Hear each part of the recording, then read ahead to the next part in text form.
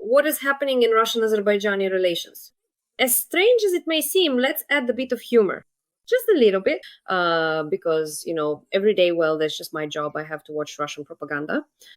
And there was a lot about Azerbaijan last week, a bit less this week. But out of all that, there were some things I actually liked. Well, first of all, of course, there are supposedly some Western enemies trying to pit Russia and Azerbaijan against each other. I've heard about MI6, the Turks, the British, and not just them Ukrainians too, of course. That's story number one. And the second one, really resonates with our own history. It's the idea that Azerbaijan doesn't exist. Azerbaijan doesn't exist, right? Azerbaijan was also invented during the Soviet Union. There's no such ethnicity, no such people, and so on. By the way, friends, whenever I have some historical questions, not quite like the ones about Azerbaijan, of course, but still these days it's pretty easy to just go and read about it on Google. Artificial intelligence can do it even faster, giving you an incredible breakdown of how everything happened. By the way, if you search for Russia, it's much simpler. Because when Kiev and Kievan Rus existed, when Azerbaijan already had its own early history, in Moscow there weren't even swamps yet, it was still dry, it hadn't even gotten wet yet. The swamps only appeared there later. Nevertheless, this confrontation is about the fact that they're expelling the head of the Azerbaijani diaspora. As I understand it, he's already in Azerbaijan. What does all this mean? There was a statement from Erdogan who spoke about the need for de-escalation. So can we say that this is currently some kind of stage of de-escalation taking place? Dear Lina, in our previous program, I explained all of this to you in quite some detail. So I'll just give you information about what has happened over the past week. Here it is. And over the past week, several important events have taken place. And the most important one will happen tomorrow. We're live right now, correct? Today is Wednesday. Tomorrow, for the first time in all these years, a historic meeting will take place between the President of Azerbaijan and Prime Minister Pashinyan in Abu Dhabi. Without intermediaries, without any mediators, with full delegations, including everyone involved, I mean the top officials who make the key political decisions, the deputy prime ministers responsible for unblocking communications, and the presidential aides for foreign economic relations who handle all the other political matters. Not to mention the foreign ministers, right? In other words, the entire lineup. And Russia is not there. Well, the US and France have come to terms with this. And as you remember, I told you both the US ambassador and most recently the French ambassador visited Karabakh and the liberated cities, as well as Shusha and Khankendi. Did you see that? They were reluctant, right? They resisted for quite a while. They didn't want to. The US was the first to go. And the very last was the French woman. And as for Russia, it expressed its dissatisfaction, as I pointed out to you last time at the same time. It poured it out on Azerbaijan as well. In these, so to speak, incidents, these attacks on members of the Azerbaijani diaspora in Yekaterinburg, Voronezh, and across Russia, in many other cities as well, and also on Pashinyan's government, because Pashinyan, in a tough manner, something he had never done before, cracked down on the entire pro-Russian fifth column, arrested Karapetyan, the richest Armenian, because the option with Vardanyan didn't work out. Vardanyan is sitting in an Azerbaijani prison. I think that deep down, Pashinyan is applauding the Azerbaijani president, the Azerbaijani people, and Azerbaijani jurisprudence. Let him sit there just like Hermann Goering did. Well, we'll see whether he ends up like Hermann Goering or just stays in prison. But that's another matter. That will again be decided by the Azerbaijani court, the Azerbaijani people, not the United States of America and not Samantha Pavlov. And all those others in the West who today are shedding crocodile tears. And Karapetyan is already the second option, the second version of Vardanyan. But he arrested him, put him in prison. He wasn't afraid. Moscow immediately launched an information attack. They even got Solovyov, Sobchak, and even Philip Kirkorov involved in this matter. Can you imagine? Can you see how far they've gone? But it doesn't help. He's still in jail. There are already talks that the power grid will be nationalized, and that means in the future, Russian railways and much more as well. The process has already started. And that's not even mentioning, against this backdrop, the most powerful fifth column in Armenia, the Armenian church. they arrested two archbishops, one of them, you might remember, was running around Yerevan, Archbishop Bagrat or whatever his name is, him. And it seems like he isn't stopping them. I'll tell you even more. All of this happened after his return from Turkey, where there was also a historic meeting with the president of Turkey. And all this is happening against the backdrop of him not going to Moscow, not attending CSTO events or any of those gatherings, but instead holding all these meetings. And it truly gives the distinct impression that Armenia is now adopting the very tactics of Azerbaijan, and indeed the tactics of Georgia, which in turn Georgia also borrowed directly from Azerbaijan. In order to maintain balance and ensure its own security, Georgia today, as you can see, is in confrontation with both Europe and Russia. Because in 2008, as you saw, Russia completely occupied it. Europe didn't stand up for them. They needed to somehow get out of that situation, to stabilize things. They created a balance through Azerbaijan and Turkey. This strategic partnership is what saves them in a way. And I have no doubt that in the future, this could lead to a military, political, strategic partnership, because all these projects will need to be protected. And today, looking at the geography, you understand that both Turkey and Azerbaijan will be the ones to protect them, because we have a vested interest. When I was recently asked, by the way, on one of the broadcasts about Georgia, I said, you can be sure Azerbaijan will not let Georgia be harmed by either Moscow or Europe. Absolutely. They will have to take this into account, although the game is still ongoing. The Russia-Ukraine war is not over. Russia is still standing wounded, but still on its feet. That's why we see certain processes. You see, Europe has become more actively involved in Georgia. That's why, as you can see, there's unrest there. Russia seems to understand that things are better for them today than during Saakashvili's time, but they aren't escalating either, because they've already gotten what they wanted, both Abkhazia and the Ossetian region. But in Armenia, it's a completely different situation. They need to overthrow Pashinyan. But how can they overthrow him when all those who are available there don't have the same level of popularity in the public consciousness as Pashinyan does? Did I mean to say that many people there support Pashinyan? No, absolutely not. Well, compared to them, he has 20%, while the others have 3 or 4% each. But overall, society is still not ready to come out of the shock they experienced after the Second Karabakh War. But Moscow has enormous resources there. Yes, I mean, the bases in Gyumri, the bases in Rebuni, and to some extent they are present on the border. And notice, Pashinyan has started the process of withdrawing border guards from the Armenian-Iranian border. Why?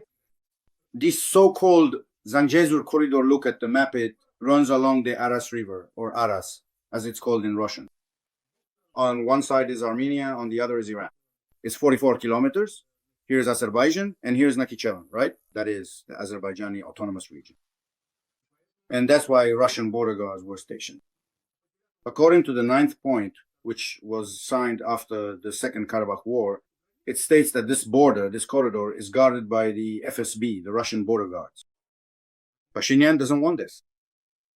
And honestly, we don't want it either. Although we say these are Armenia's internal affairs, after all, this is Armenian territory. Let them decide for themselves. Why should we interfere in the relationship between Armenia and Russia? Let them deal with it themselves, yes. The time has come, and now this confrontation has begun. He doesn't want to accept this. Now he wants to find some other option to push Russia out. Azerbaijan says, you decide for yourselves. If you are leaving this intergovernmental commission, announce it publicly. Armenia hasn't participated in the meetings for a year and a half already. The Armenian deputy prime minister doesn't attend these meetings, don't happen anymore. But now this Armenian deputy prime minister and the Azerbaijani one will be taking part in these meetings in Dubai. So they don't need Russia. In this context, naturally, Russia understands that if they are not involved in this context, it means the process of pushing Russia out of Armenia and out of the region as a whole is intensifying. They've already been pushed out of Azerbaijan. Now, only Georgia and Armenia remain. In Georgia, they're still present for now. The situation there seems stable, neither here nor there. But they've gotten what they wanted. But if some processes start there as well, you'll see things will start to heat up there too. Well, the current government there isn't making any drastic move. Moreover, they're now in confrontation with Europe itself. But Pashinyan, on the contrary, wants to steer things toward Europe. But he understands that if he moves toward Europe, he'll have to leave the CSTO and the Eurasian Union. Let me tell you, dear Olena, in the Eurasian Union, over the past year, the official figure is 12.5 billion, and unofficially it's 16 billion. This circumvention of sanctions is primarily through diamonds and gold, which ended up in Pashinyan's budget. Russia is now tightening the screws. This amount has already decreased threefold because they want there to be a social explosion. Because Pashinyan is skillfully playing this game. He says, see, there's a lot of money, everything's fine, I came and now you're living well. Russians don't like this. They see that with his party, so to speak, with his backpack, his naivety, and his political splits between the West and Moscow, he still hasn't gotten this headache. Now they want to give him that headache. When he sensed this, he immediately flew to Istanbul. Apparently in Istanbul, they really straightened out his thinking and explained things to him. And now, as you can see, this meeting is taking place. Naturally, this pressure on both Azerbaijan and Armenia at the same time is not a simple move. There are a lot of questions here. But at the root, one of the main questions is that Russia, in this situation of peace talks and the possibility for Azerbaijan and Armenia to reach a direct agreement, finds itself on the sidelines. They are not satisfied with this. And so the incident with the Azerbaijani civilian plane acted as a litmus test and revealed all of this. And that's why, instead of just admitting it was an accident and apologizing, Moscow chose a different approach. Why didn't you do that? Especially since, as you say, from morning till night, compared to Georgia and Armenia, Azerbaijan has always built pragmatic relations with Russia in the South Caucasus politically, economically, and in the humanitarian sphere. I mean, all these Russian-speaking aspects, so to speak. And then suddenly such a tragedy occurs, and you treated Azerbaijan and its tragedy with such indifference. Well, the president of Azerbaijan, you left him no other options but to respond to you the way he did, didn't you? You didn't like that. You didn't like it, but you decided not to torpedo the situation for the time being. But what can you do when these processes are moving forward? And these processes keep moving ahead. And when you realize that Azerbaijan and Armenia were ready to meet in Dubai or somewhere else, seemingly without you, without mediators, without anything. And Mark Rubio, by the way, the day before yesterday didn't do it for nothing because he knew that this meeting would take place. Look at what Mark Rubio said the day before yesterday in that welcoming speech, yes. Because Mark Rubio is also shining from there. Maybe Donald Trump will get a Nobel Prize here, right? Somewhere over there in Rwanda, it doesn't work out. With Pakistan, it doesn't work out. With Iran and Israel, it doesn't work out. And on the Russia-Ukraine issue, it doesn't work out either. But here, maybe something real will actually happen. Moreover, we hear in the media that instead of Russian, so to speak, border guards and Russian companies, it should be arranged so that this Zangezur corridor, these 44 kilometers, some American company, right, would ensure the unhindered passage of Azerbaijani citizens and all Azerbaijani cargo from one part of Azerbaijan to another, yes, to Nakhichevan. In this regard, do you think all this is just being thrown out there for no reason? And Russian intelligence is surely also well aware of the current trends. And so, as a result, we see these simultaneous attacks on both Azerbaijan and Armenia. But unlike Armenia, we have more levers for resistance. And Azerbaijan demonstrated this very clearly from the very first day of this surge of emotions around the Russian-Azerbaijani topic in Yekaterinburg. We already discussed this last time, and it seems notice the conversations as if Dmitry Peskov comes out, look at how cautiously, evasively he talks about this. And Zakharova is evasive as well.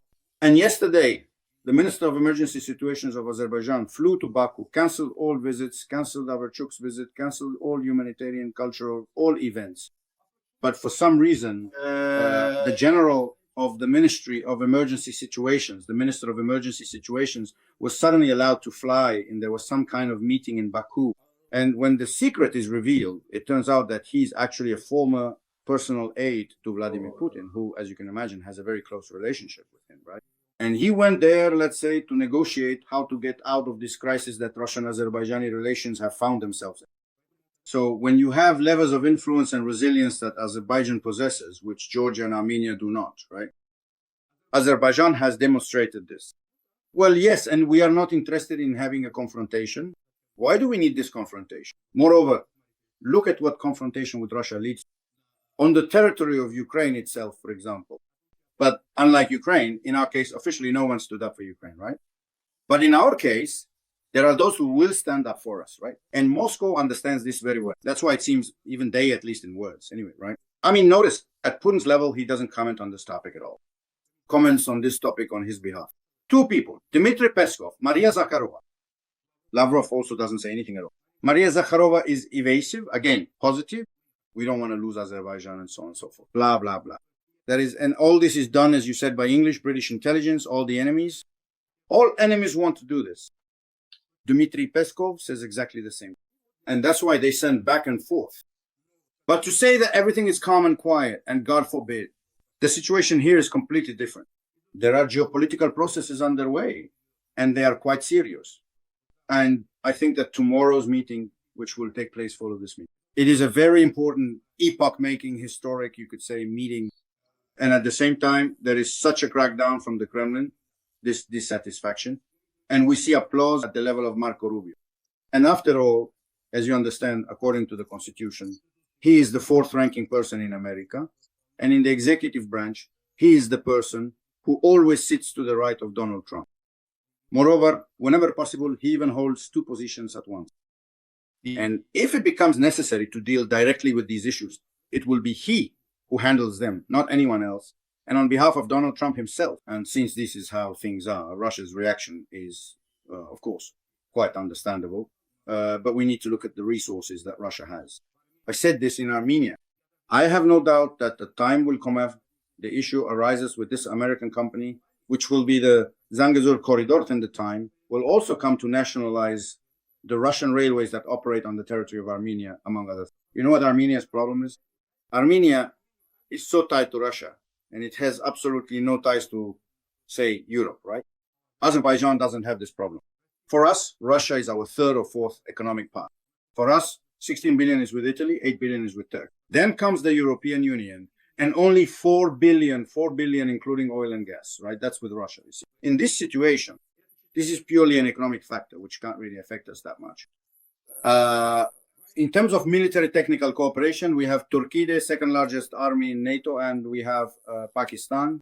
And recently, the president of Azerbaijan, just look at all the videos a journalist, directly asks him, what will you do in such a situation when you see a real threat to your country? He says, the first thing I will do is immediately call my brother, my friend, the president of Turkey, Recep Erdogan.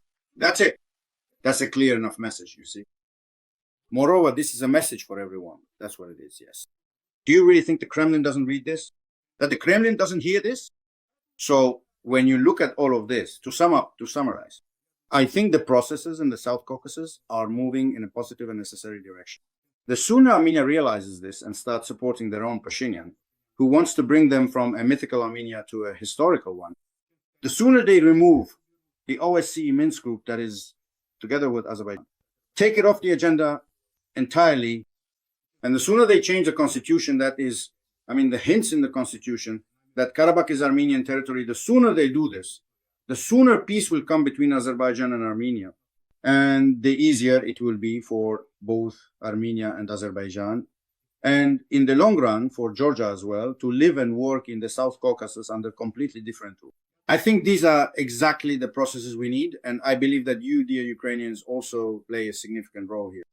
The stronger and more resilient you stand, the weaker Russia will be in this situation. And of course, the better it will be for everyone in the post-Soviet space. And that is why it is no coincidence that throughout the post-Soviet space, by that, the societies, the people, everyone is on your side.